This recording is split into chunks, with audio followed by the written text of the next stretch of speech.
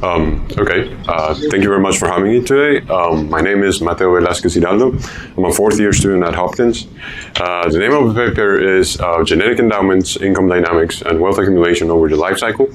This is joint work with Danny Barth, Nick Papajord, and Kevin Tom, all in the audience. I do have to say that this research does not represent the views of the Fed necessarily. So let's get started.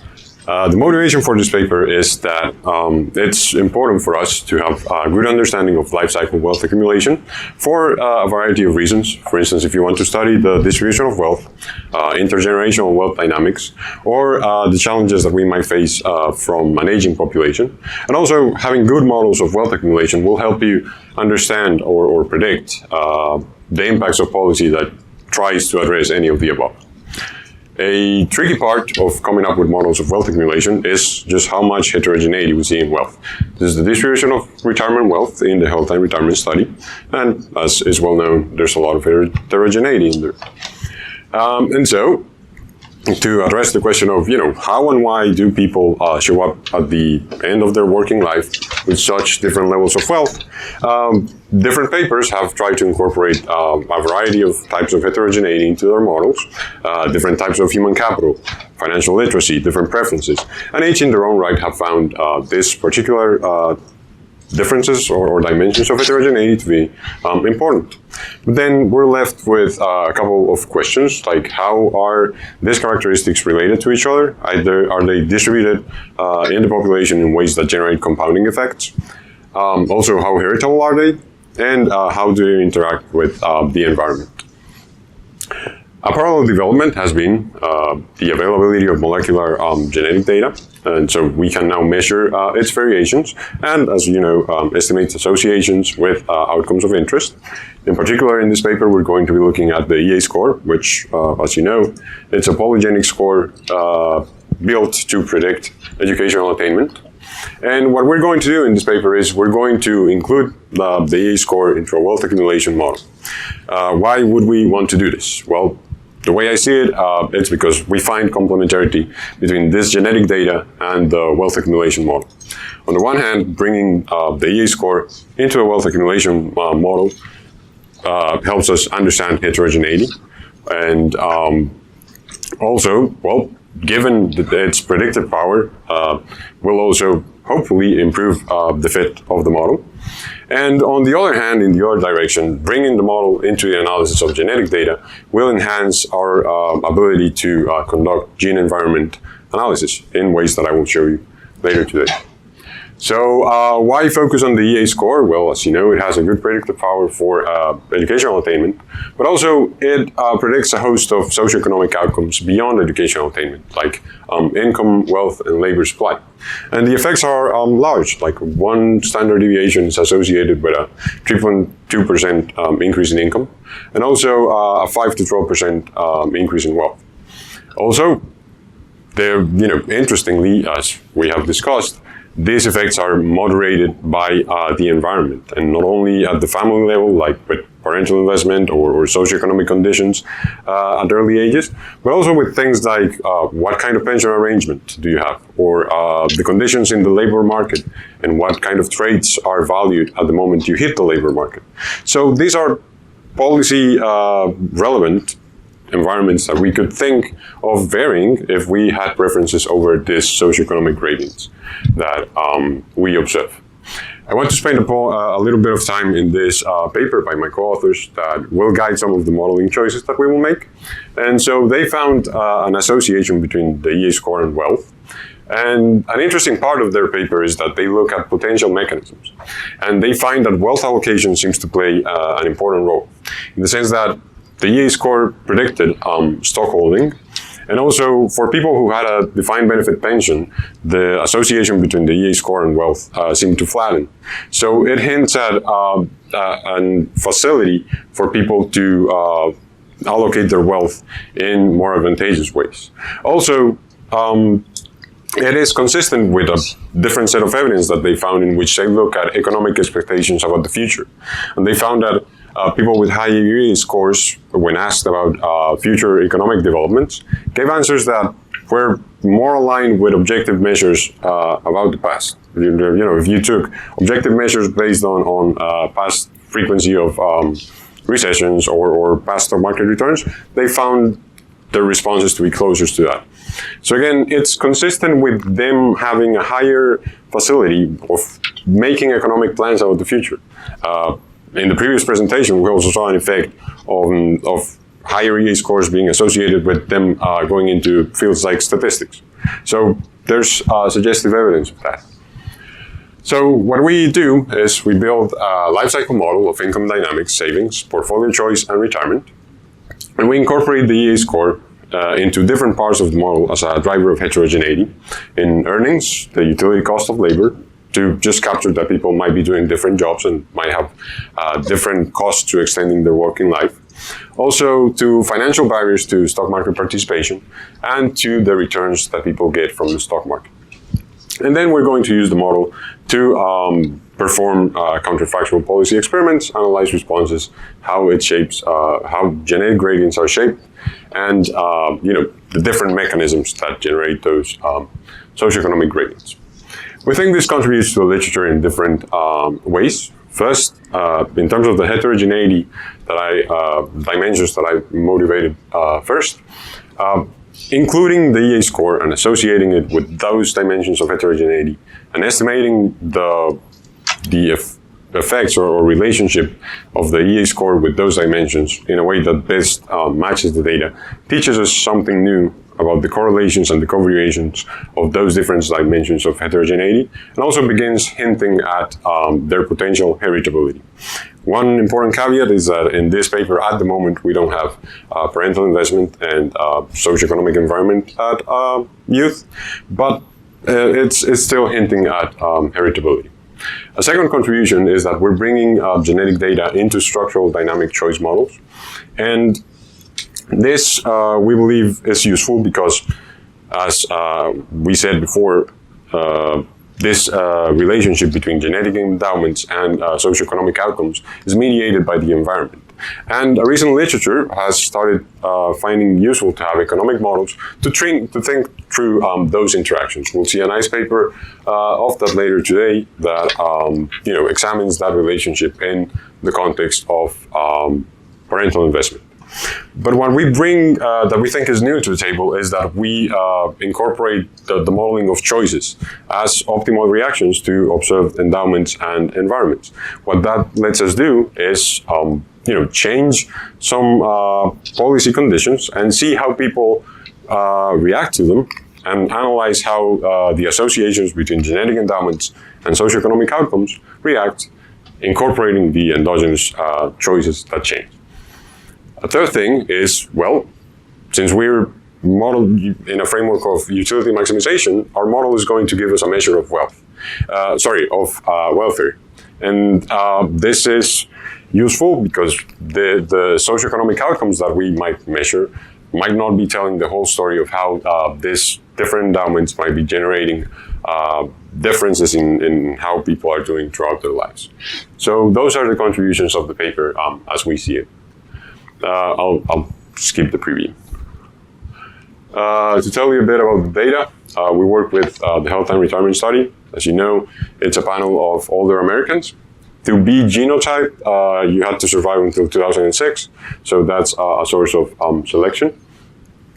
But we restrict our sample further given our purposes, since we're working with the EA score, and it was built on a discovery sample of European ancestry. Then we limit the data that we use to households of European ancestry. The model that we build is not going to consider joint labor dynamics, and therefore we take the households that better match that description, which is intact married households where the male is the only earner. And so when I speak of the EA score or educational attainment, you'll be thinking of that of the male. So just some summary statistics to give you a sense of the sample. Again, these are older people, but what I want to convey with this table is that there's socioeconomic selection into genotyping. If you see the genotype sample has higher years of education. It was born on average later because of this restriction of surviving to 2006. They're a bit younger, and they accumulate more wealth and are likelier to own stocks and have higher years of education. Just now getting to the model, again, the goal is to evaluate candidate mechanisms for the association between wealth and the EA score, perform gene environment analysis, and simulate counterfactual policies. So the main features of the model is there's a household that discounts future utility from consumption and leisure. They're going to be subject to uninsurable income fluctuations, coming both stochastically and related to the life cycle. They're going to be borrowing constrained, and to smooth consumption, they're going to save. Their savings, they're going to have to allocate between a risky stock and a riskless bond. And borrowing from the household finance literature to match participation rates, we're going to make the assumption that there's a fee that households need to pay on each period in which they want to hold stocks. That participation cost is going to be heterogeneous, and expected returns from the stock market are also going to be heterogeneous. And then we're going to also allow for endogenous retirement, so labor supply will be binary, and when the households get to the right age, which will be between 62 and 75, they will have the option to retire irreversibly and start claiming their benefits. Again, the economic unit that we have in mind will be a household with a single white male earner. We're not going to model spousal dynamics or fertility decisions, and people are going to enter the model at an age of 21 with a maximum of 90, and they're going to face stochastic death each period. Agents in the model are going to be heterogeneous given the shocks that they draw, but we're also going to have ex-ante heterogeneity, so types. The observable dimensions of this heterogeneity will be the EA score, which we discretize into its deciles. We're going to have a binary indicator of whether or not they have a college degree. Then we're going to model different birth cohorts. We do this because that will allow us to let them be hit by different stock market shocks, and also because of previous results that have highlighted that the job market premium to the EA score might have changed over time. We're also going to model whether or not they have a defined benefit pension. And then what we're going to do is when we simulate the model, we're going to match our simulated population. We'll have the same distribution along these characteristics as our HRS sample. But then we're also going to augment it with unobserved heterogeneity that will come into three places. First, labor income. Second, the risky asset participation cost. And third, the stock market returns that people will get. These will be normal, no correlation among them. And we will discretize each of those with 3 points, high, mid, low. So 3 points times 3 dimensions will give you 27 possible combinations of draws that you might get.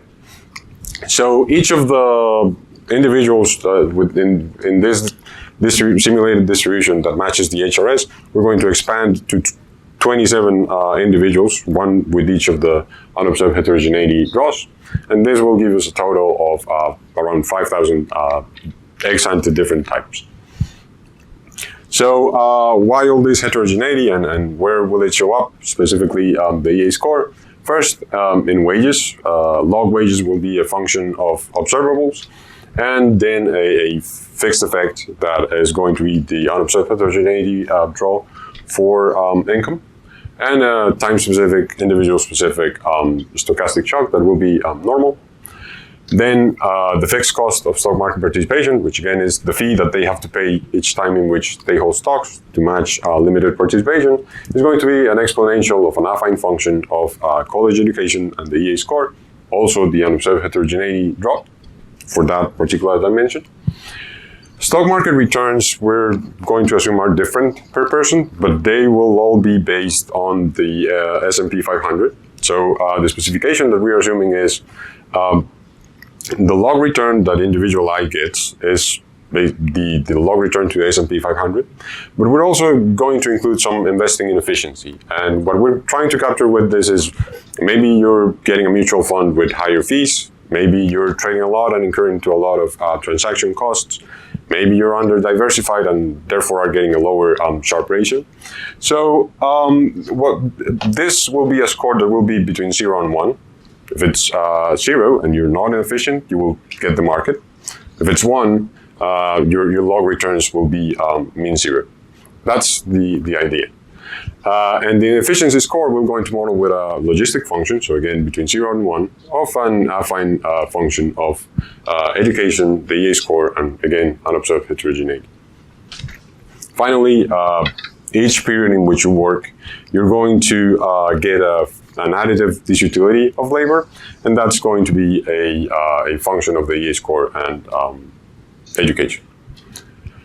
So, the timing of the model is as follows. On each period, the household will show up with some wealth. If they're working, they're going to get their income. If they're not, they're going to get their pension benefits. Those will be taxed. Then they will decide whether they want to get into the stock market and whether they want to pay the fee. And after that, they're going to choose their consumption. And so their savings will be determined. Then they will solve their portfolio problem if they paid the fee. So they will allocate their wealth between the stocks and bonds.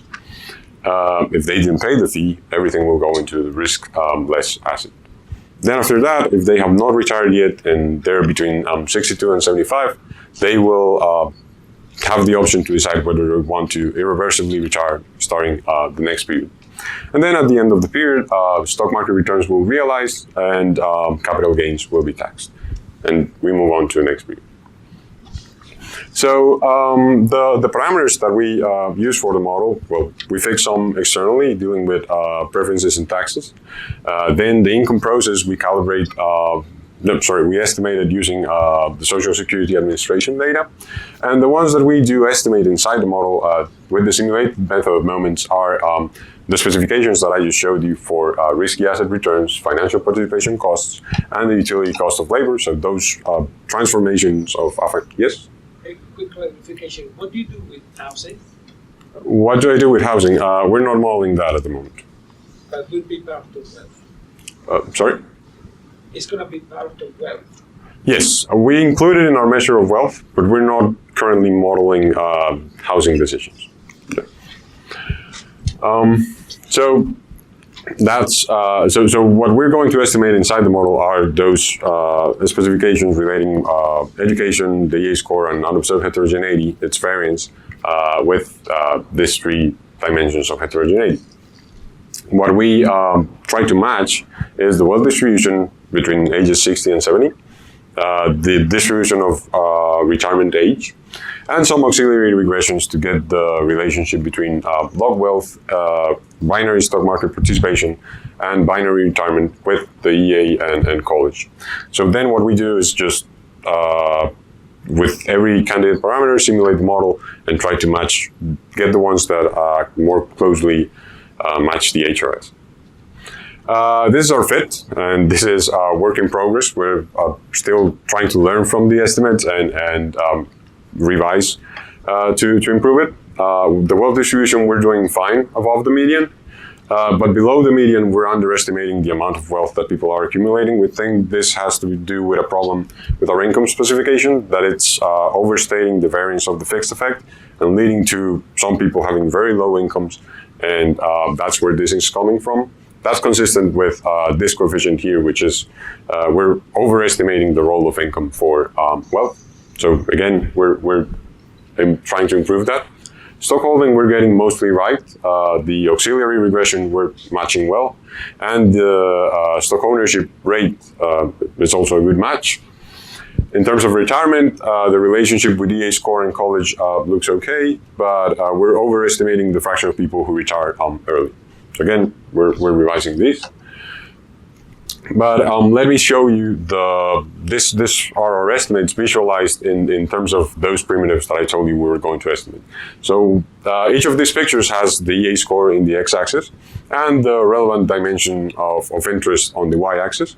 Different lines represent different levels of education, and the dots that you see around the lines are the levels of unobserved heterogeneity. So again, high, mid, low.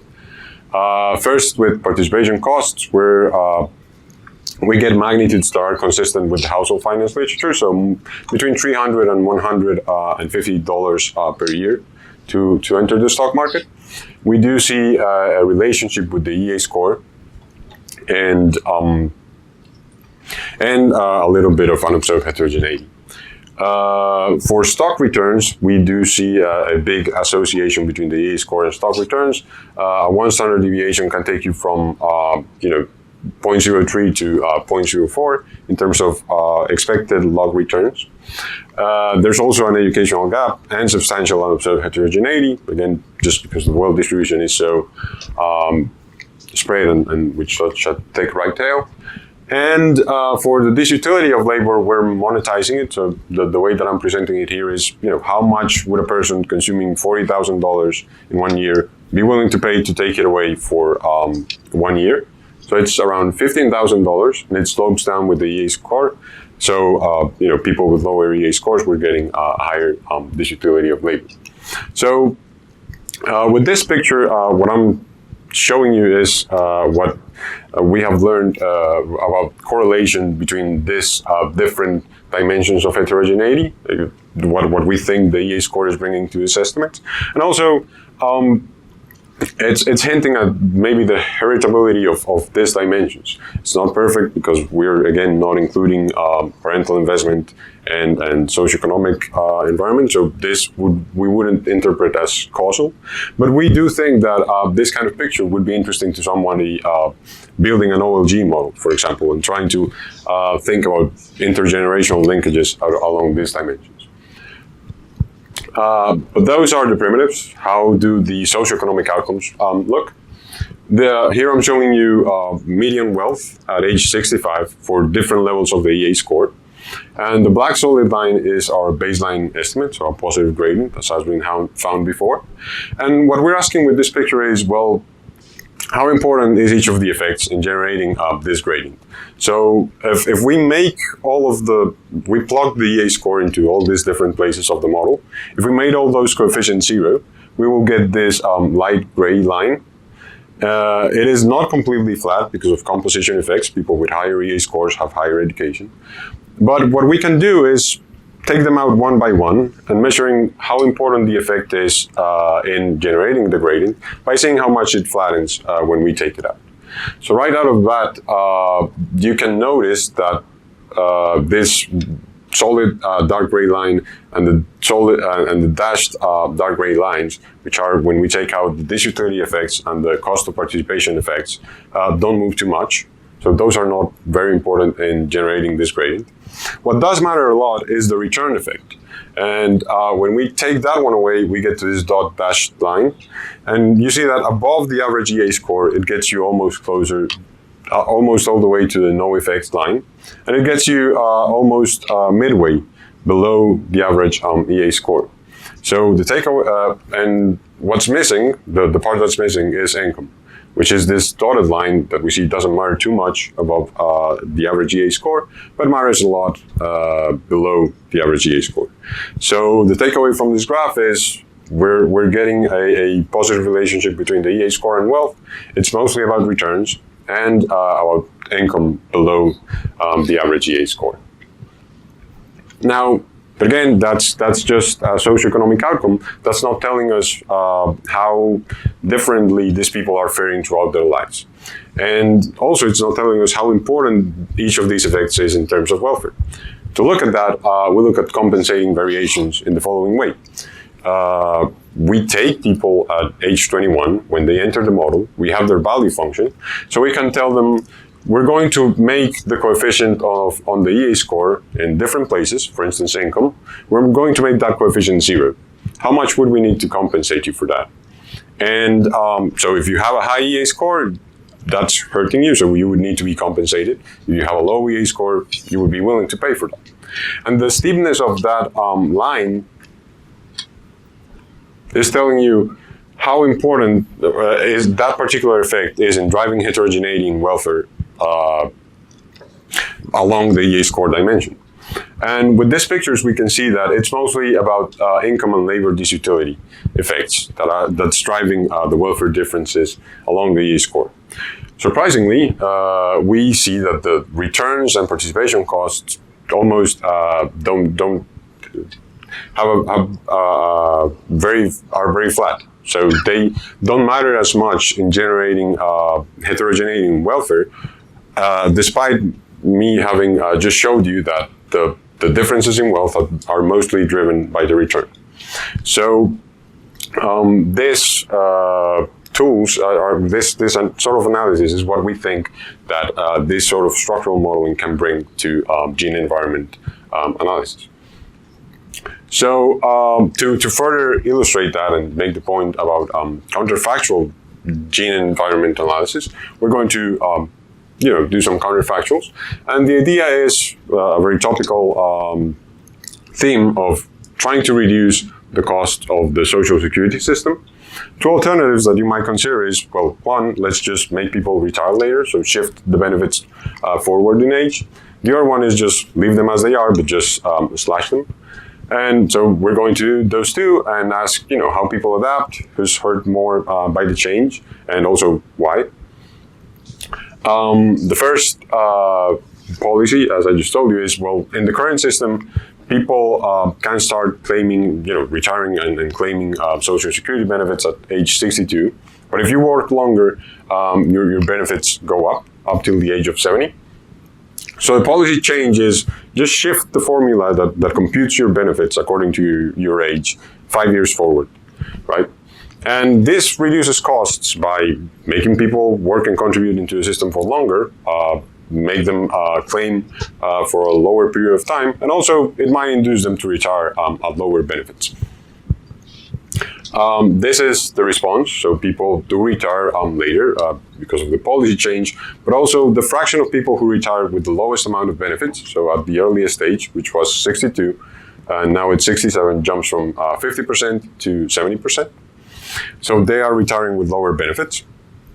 If you look at wealth, you see that people do accumulate more wealth in preparation for retirement, and that people with lower EA scores are accumulating more wealth by the age of 65, while people with high EA scores, that effect is not there.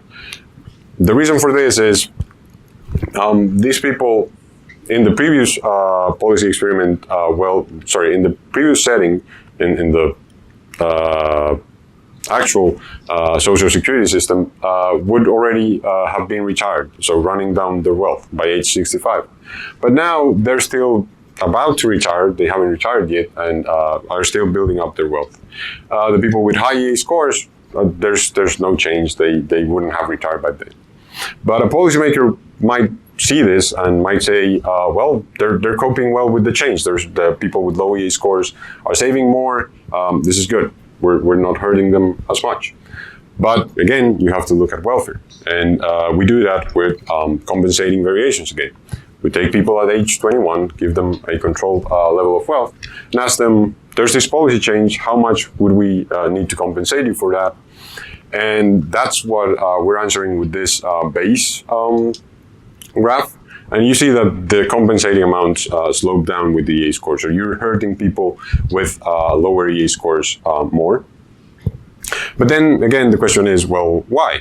And we can answer that question by doing the following exercise, which is, again, imagine that I turned off all the effects of the EA score in the model. Then these lines would need to be flat. There's no way to get slopes on those lines if the EA score doesn't matter. So what we do is turn off different sets of effects and seeing how much the lines flatten. First, we turn off the effects on the financial part of the model, so the effects on stock returns and costs. And we see that the lines don't really move too much, so it's not about that. You might have thought that, well, I was planning to retire at 68 originally. Now the policy change comes in. I can still retire at 68. I just will have lower benefits, so I'll just save more. And since I have a lower EA score, my savings will just not go as far, and that's why I'm getting hurt. But it's not about that. The reason is we see it when we turn off the effect of the EA score on income and the disutility of labor, and the lines completely flatten. So it's telling you it's not the previous story I told you is that you're making people work for longer, at lower incomes, and with a higher cost of extending their working life. So the other experiment is, return the benefit schedule to its original state, and just cut benefits by a flat rate. What rate? Well, find a rate that raises the same amount of revenue as the previous policy experiment. We estimate that rate to be 29% reduction, incorporating the endogenous retirement shifts. Under the counterfactual, people do retire later just to try and increase their benefits. And also, well, they will accumulate more wealth because their benefits are going to be lower no matter what their age of retirement is. So you see that even the people with high EA scores are accumulating more wealth. And here we see the financial channel kick in because they're saving more at higher returns. And in fact, the EA wealth gradient steepens. But again, to measure who are we hurting more, we look at the compensating variations again, and we see that they slope down on the EA score. So again, we're hurting people with lower EA scores more. But now the financial channel plays a bigger role in the sense that when we take it away, it flattens substantially. Doesn't take you all the way to the flat line, and income still plays a role. But now, since savings are playing a major role, this channel is taking a more important role. So the lesson here is, again, highlighting the richness of the model and what it can bring to gene-environment associations. We're telling you how people would react to a change, who you're hurting more, and what we're hinting at how you might think of easing the effects on lower EA score people. In the previous policy, it was much more about maybe a job retraining program trying to increase their income or lower their cost. Here is the financial inclusion channel plays a much bigger role. So that's what I wanted to show you today. To wrap up, we've built a model that incorporates the EA score in channels that have been highlighted by previous literature. We have identified channels, the mechanisms that are most consistent with this findings. It seems to, in our model, it seems that a big gradient in the EA score with financial returns seems to be consistent, most consistent with the data. And there's also gradients in participation costs, which are, however, smaller. We've conducted a couple of cost-reducing experiments with Social Security that suggest that both would hurt lower EA people more, but through different channels. And we've highlighted in one of those experiments that the wealth and welfare gradients can move in opposite directions. Next steps for the paper is obviously try to improve the fit and keep learning about the estimates, but also we want to try to explicitly incorporate the socioeconomic environment and parental investment, confounders that at the moment are omitted variables in our analysis. So that's what I had for today. Thank you.